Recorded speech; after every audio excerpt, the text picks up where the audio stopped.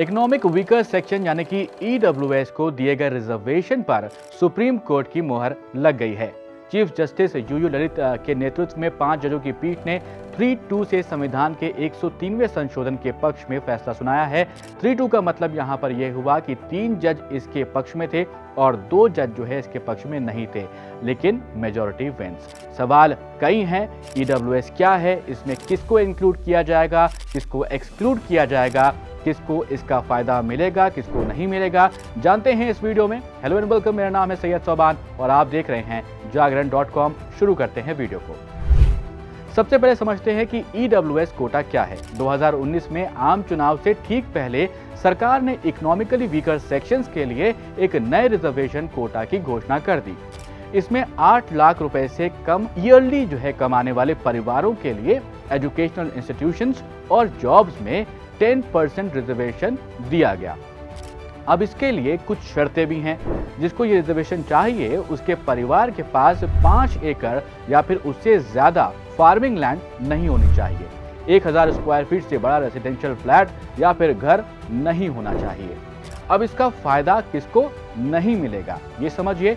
तो members of scheduled caste यानी कि SC, ST and socially and educationally backward classes यानी कि SEBCs कम्युनिटीज जो हैं उनको इस रिजर्वेशन के लिए एलिजिबल नहीं माना गया है, भले ही वो गरीब क्यों ना हो। अब सवाल ये कि इन कैटेगरीज के वीकर सेक्शन को इसका बेनिफिट क्यों नहीं मिलेगा। तो सरकार ने इस पर क्या तर्क दिया वो समझिए। तो SC, ST जैसे कैटेगरीज को पहले से ही 50% रिजर्वेशन दिया जा रहा है, इसलिए ईडब्ल्यूएस के 10% रिजर्वेशन को अवेल नहीं किया जा सकता है इन कैटेगरीज के जरिए, ये सरकार का कहना है। तो यहाँ एक नजर डाल लेते हैं कि किसको कितना रिजर्वेशन मिलता है। ST 7.5%, SC 15%, OBC 27%, ईडब्ल्यूएस को 10%, बाकी बचे 40.5% को किसी भी तरह का आरक्षण यानी रिजर्वेशन नहीं दिया जाता है। तो ये 10% रिजर्वेशन अपर कास्ट के पुअर मेंबर्स के लिए ही है, यहाँ से ये समझा जा सकता है। अब आगे बढ़ते हैं इस वीडियो में। अब ये समझते हैं कि इस अमेंडमेंट को कैसे और कहां पर अपने कॉन्स्टिट्यूशन में लागू किया गया है। संसद के दोनों सदनों ने आर्टिकल्स 15(6) और 16(6) में 103rd अमेंडमेंट के क्लॉज को इंसर्ट किया है, जो सेंटर और स्टेट दोनों सरकारों को ईडब्ल्यूएस कोटा ऑफर करता है। यहाँ ये भी बात ध्यान देने वाली है कि माइनॉरिटी एजुकेशनल इंस्टीट्यूशन को इससे एग्जेम्प्ट कर दिया गया है, तो ईडब्ल्यूएस के 10% रिजर्वेशन का बेनिफिट यहाँ पर नहीं दिया जाएगा। रिपोर्ट्स ये भी बताती हैं कि अमेंडमेंट की घोषणा बड़ी जल्दबाजी में कर दी गई थी। मात्र 48 घंटों के अंदर इसको कर दिया गया और इसे थोड़ी सी बहस करके पारित भी कर दिया गया दोनों ही सदनों से। अब लोग सवाल पूछते हैं कि क्या बीजेपी ने इस स्कीम की घोषणा की, तो जवाब है नहीं। ईडब्ल्यूएस योजना पहली बार 2005 और 6 में कांग्रेस के नेतृत्व वाले यूपीए द्वारा स्थापित सिन्हा कमीशन के द्वारा प्रस्तावित की गई थी। अब आपको यहाँ पर बता दें कि सरकार 2014 में संसदीय विधेयक पेश करने के लिए तैयार थी, जब वो चुनाव हार गई थी। अब सुप्रीम कोर्ट ने इस पर मोहर लगा दी है, तो ये रिजर्वेशन यूं ही लागू रहने वाला है। तो फैसले में क्या हुआ ये समझ लेते हैं।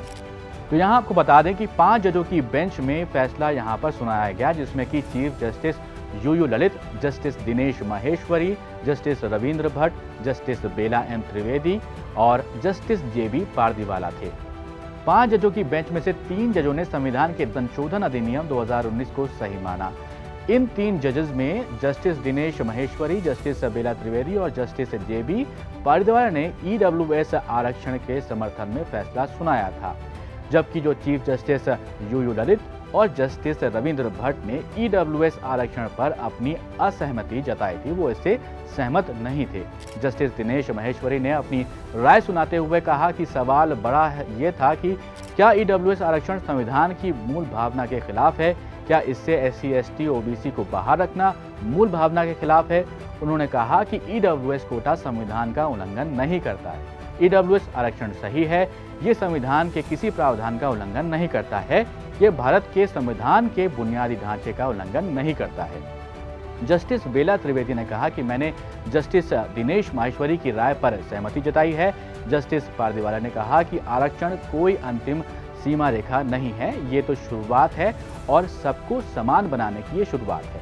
जस्टिस रविंद्र भट्ट ने ईडब्ल्यूएस आरक्षण पर असहमति जताई और चीफ जस्टिस यूयू ललित भी सरकार के 10% आरक्षण के खिलाफ रहे थे।